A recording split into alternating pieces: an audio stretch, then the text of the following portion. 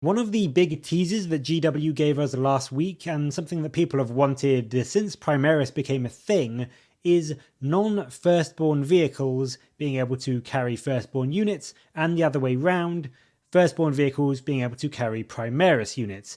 And it looks like in 10th edition, we finally have confirmation that this is going to happen. Your Terminators can go in your Repulsors, and your Aggressors can go in your Land Raiders. But whilst this is in itself some incredibly awesome and exciting news for Marine players, that isn't the only new stuff coming for transports in 10th edition, and I think every single army in the game, every single faction in the game is going to be very tempted to have a mechanized list option going forward when the new edition hits. First up, we have the amazing confirmation that unlike now, where you can't disembark from a transport on a turn that it has moved, aside from in very unique cases like the Impulsor, that is now gone as a rule. Everyone can stay in their transport, wait for it to move, and then jump out at the end of the movement phase to unleash their firepower into the enemy. You still can't charge, and you can't disembark if the transport has advanced, but being able to get your shooting squad an extra 6 or 7 or 8 inches of movement to get into rapid fire range, or just to get a bead on a juicy enemy target, is a huge bonus to the amount of firepower that you can bring to bear on the enemy. And of course it means that you can keep a lot more of your army mobile and maneuverable and get around the battlefield a lot better whilst keeping them safe inside their metal boxes. Unlike now, of course, where you need to disembark from a transport and then essentially stand around for a turn just in the open waiting for a turn of enemy firepower to hit you before you can really do anything with that squad. That's completely changed now, so you can be a lot more proactive in how you use your units. We also saw a new rule, firing deck, the other day for the Rhino, and we get told a little bit more about it here in the article today. It essentially is replacing the open topped rule by the sounds of it.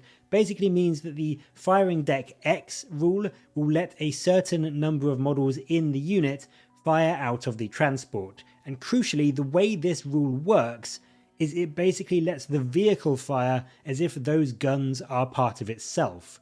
So with firing deck 2 with a tactical squad in a Rhino, essentially instead of firing a Marine with a plasma gun and a Marine with a las cannon in addition, it counts as the Rhino firing those guns. And what this really means is that any buffs the vehicle has, they will of course also apply to those guns. So the days of questioning whether truck boys get +1 to hit is now a thing of the past. They have very nicely tidied that whole argument up. But the example they give is actually an Orc one, and they show this off by showing us a bit more of the Orc mech, who has an ability called Mechaniac, or Mechaniac. Mechaniac, it's like Maniac, but mech, Mechaniac, whatever. But what this does is it allows you to heal a vehicle within 3 inches for D3 wounds, which is just a nice little bonus in and of itself. But the main part of this ability is that it also gives a vehicle within 3 inches +1 to hit.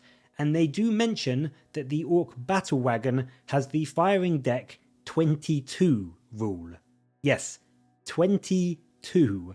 So in addition to all the other cannons and big shooters it may have, if you stick 22 shooter boys inside, that's probably at least another 40 or 60-ish attacks, depending on what the profile for the shooter is, coming out of the battle wagon, all with +1 to hit.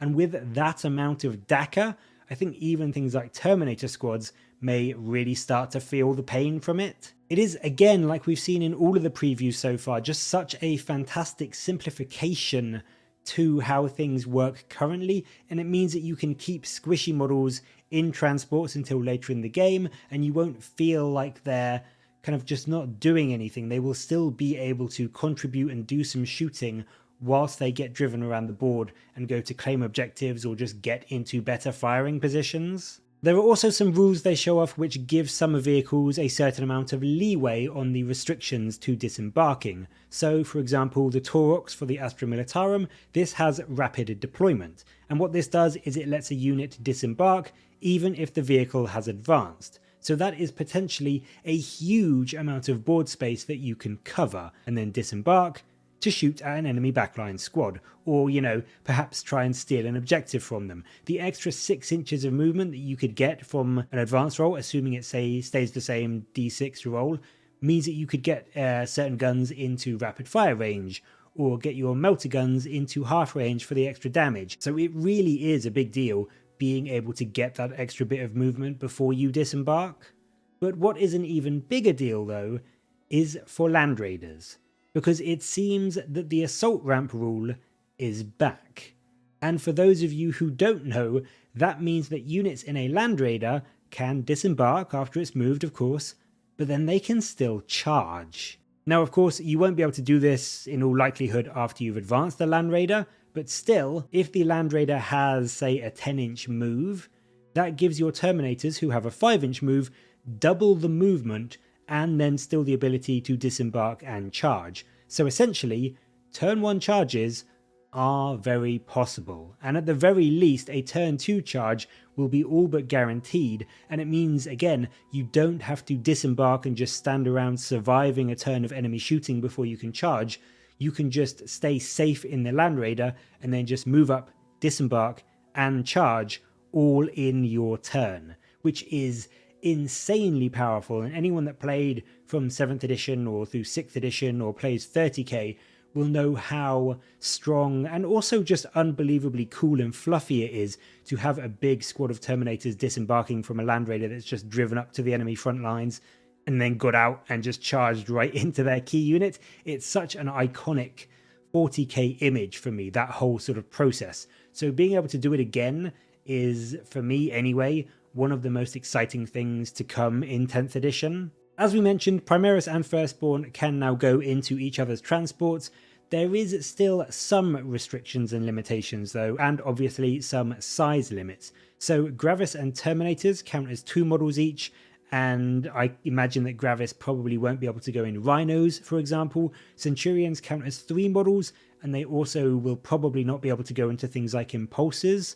But what this essentially means is that your Space Marine army has almost got double the amount of toys to play around with if you wanted to run a mixed Firstborn and Primaris list. And you can absolutely have Centurions walking out of Repulsors or Hellblasters riding around in Rhinos. That sounds like it is very, very much back on the menu, so that is super exciting to me. And I think, as I said at the start of the video, one of the things that people who have been playing since 8th edition have pretty much wanted since day one. It never really made sense lore-wise why they couldn't, especially because I think in some of the books you do have examples of Primaris coming down in drop pods and whatever, so it did really never make sense. The fact that they've changed that now is just in itself one of the greatest things I think that 10th could have done to make people enjoy playing both Firstborn and Primaris armies. Finally, they show off a few other cool rules which seem to be aimed at making each transport for each faction feel just a little bit individual and unique. So the Chimera for the guard, for instance, can act as an officer if there's one embarked, and he can give out orders from the vehicle whilst staying safely inside. The Eldari grav tank, the Falcon, also has a very cool rule whereby after it's shot, you can choose a unit that you shot at, and one of your units that disembarked from that transport that turn gets to reroll wounds against that same unit.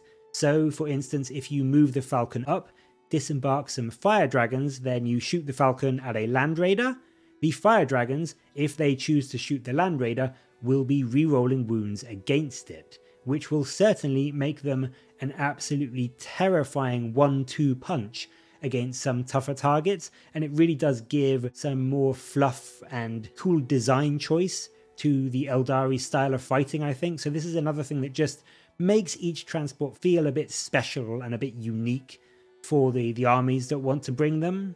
Overall, and I know I say this at the end of every video, but these changes just make so much sense for new 40k. They just are simplified, they have a lot of common sense baked into them. Like, it never really made sense why you couldn't disembark after a transport move. Like, that's the whole point of them, really. So it just is a whole process of simplifying and streamlining the game, but still giving a good amount of tactical choice and flexibility and just uniqueness to each of the models and the units in the vehicles. So whether you are going to be giving buffs to the unit like a Falcon, or having a bajillion firing ports like the Battle Wagon, or just circumventing some baseline rules like being able to disembark and still charge, each transport will now just feel that little bit individual, and I really do like that. What I do really want to know though is whether there will be still limitations on things like Guilliman and the Lion with the monster keyword, because the idea of the Lion being able to ride in something like a Spartan with a full squad of Terminators and being able to disembark and charge like you can do in 30k, if you can do that, that will 100% be the first thing I try in 10th edition. But as always, what do you make of these new transport rules? I'd love to know what you like and what you don't like down in the comments below, and as always, thank you very much for watching. Please do like and subscribe for more Warhammer content from me, but until next time, I'll catch you later guys.